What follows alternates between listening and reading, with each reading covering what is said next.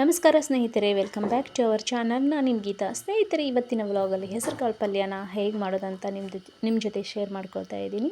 Please ನನ್ನ ಚಾನಲ್ನ ಯಾರೆಲ್ಲ ಸಬ್ಸ್ಕ್ರೈಬ್ ಮಾಡ್ಕೊಂಡಿಲ್ಲ, ಪ್ಲೀಸ್ ನನ್ನ ಚಾನಲ್ನ ಸಬ್ಸ್ಕ್ರೈಬ್ ಮಾಡಿಕೊಂಡು ಹಾಗೆ ಪಕ್ಕದಲ್ಲಿರೋ ಬೆಲ್ ಐಕಾನ್ ಕೂಡ ತಪ್ಪದೆ ಪ್ರೆಸ್ ಮಾಡಿ. ನನಗೆ ಯಾವುದೇ ವಿಡಿಯೋ ಹಾಕಿದ್ರೂ ನಿಮಗೆ ನೋಟಿಫಿಕೇಷನ್ ಬೇಗ ಬರುತ್ತೆ. ಸೊ ನೀವು ನೋಡ್ಬೋದು. ಪ್ಲೀಸ್ ನನ್ನ ಚಾನಲ್ಗೆ ಹೆಲ್ಪ್ ಮಾಡಿ ಅಂತ ಹೇಳ್ತಾ ಇವತ್ತಿನ ವ್ಲಾಗ್ನ ಸ್ಟಾರ್ಟ್ ಮಾಡೋಣ. ಫ್ರೆಂಡ್ಸ್, ಇವಾಗ ಫಸ್ಟಿಗೆ ನಾವು ಪಾತ್ರೆನ ಬಿಸಿ ಮಾಡ್ಕೊಳ್ಳೋಕೆ ಇಟ್ಕೊಂಡು ಅದಕ್ಕೆ ಇವಾಗ 2-3 ಟೇಬಲ್ ಸ್ಪೂನಷ್ಟು ಎಣ್ಣೆ ಹಾಕ್ಕೊಂಡು ಇದಕ್ಕೆ ಇವಾಗ ಸ್ವಲ್ಪ ಸಾಸಿವೆ ಮತ್ತು ಸ್ವಲ್ಪ ಜೀರಿಗೆ ಇವು ಸ್ವಲ್ಪ ಚೆನ್ನಾಗಿ ಸಿಡಿದಾದ್ಮೇಲೆ ಇದಕ್ಕೆ ಸ್ವಲ್ಪ ಕರಿಬೇವಿನ ಸೊಪ್ಪನ್ನ ಆ್ಯಡ್ ಮಾಡ್ತಾಯಿದ್ದೀನಿ. ಇದು ಸ್ವಲ್ಪ ಚೆನ್ನಾಗಿ ಸಿಡಿದಾದ್ಮೇಲೆ ನಾನಿಲ್ಲಿ 1 ಮೀಡಿಯಮ್ ಸೈಜ್ ಈರುಳ್ಳಿನ ಚಿಕ್ಕದಾಗಿ ಕಟ್ ಮಾಡಿಕೊಂಡು ಇದಕ್ಕೆ ಆ್ಯಡ್ ಮಾಡ್ಕೊತಾ ಇದ್ದೀನಿ. ಇದು ಸ್ವಲ್ಪ ಚೆನ್ನಾಗಿ ಕೆಂಪಣ್ಣ ಬರೋವರೆಗೂ ನಾವು ಹುರ್ಕೊಂಡಾದಮೇಲೆ ಇದಕ್ಕೆ ಒಂದು ಮೀಡಿಯಮ್ ಸೈಜ್ದು ಟೊಮೊಟೊ ಕೂಡ ಆ್ಯಡ್ ಮಾಡ್ಕೊತಾ ಇದ್ದೀನಿ.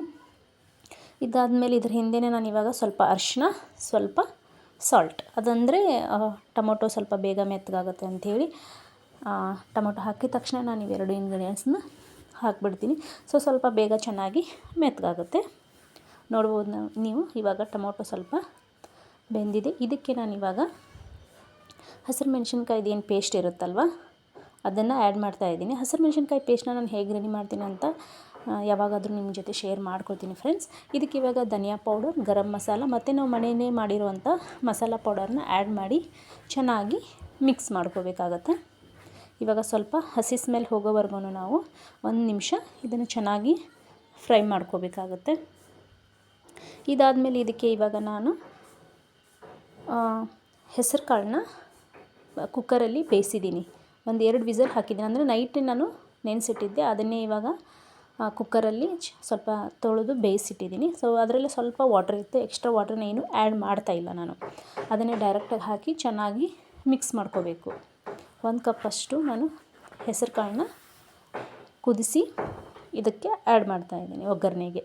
ನೋಡಿ, ಸೊ ಈ ಕನ್ಸಿಸ್ಟೆನ್ಸಿಯಲ್ಲಿ ಇದ್ದರೆ ಸಾಕಾಗುತ್ತೆ ಪಲ್ಯ. ಇದು ರೊಟ್ಟಿ ಜೊತೆ ಮತ್ತು ಚಪಾತಿ ಜೊತೆ ಅಂತೂ ತುಂಬಾ ಚೆನ್ನಾಗಿರುತ್ತೆ. ನೀವು ಈ ಹಂತದಲ್ಲಿ ಇವಾಗ ಸಾಲ್ಟನ್ನ ನೋಡಿಕೊಂಡು ಹಾಕ್ಕೊಂಡು ಮತ್ತು ಇದಕ್ಕೆ ಕೊತ್ತಂಬರಿ ಸ್ವಲ್ಪ ಹಾಕಿದ್ರೆ ನಮ್ಮ ಹೆಸರು ಕಾಳು ಪಲ್ಯ ರೆಡಿ ಆಗುತ್ತೆ. ಇದನ್ನು ನೀವು ಬಿಸಿ ಬಿಸಿ ರೈಸ್ ಜೊತೆನೂ ತಿನ್ನೋದಕ್ಕೆ ತುಂಬಾ ಟೇಸ್ಟ್ ಆಗಿರುತ್ತೆ.